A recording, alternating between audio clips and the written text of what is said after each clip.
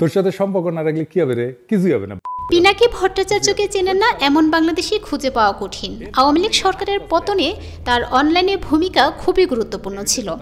তিনি নিয়মিত ইউটিউবে নিজের বক্তব্য তুলে ধরে কন্টেন্ট তৈরি করেন। তার ইউটিউব কন্টেন্টের ভিউ লাখ লাখ। তিনি একজন সনাতন ধর্মাবলম্বী হওয়া সত্ত্বেও কথা বলার সময় আলহামদুলিল্লাহ, ইনশাল্লাহ ইত্যাদি ইসলামিক সাংস্কৃতিক শব্দ ব্যবহার করেন।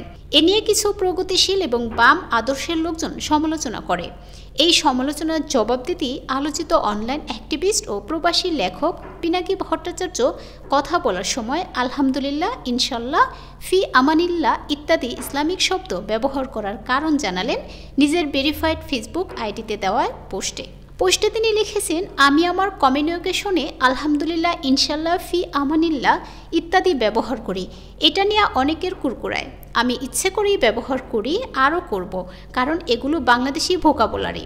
পিনাকি আরও লিখেছেন, খ্রিস্ট ও হিন্দু ধর্মগ্রন্থে ইংরেজি এক্সপ্রেশন বা শব্দের মধ্যে কিছু জনপ্রিয় উদাহরণ হলো oh my lord, oh Jesus, holy cow, for God sake, God forbid, God bless you, oh my God, my goodness.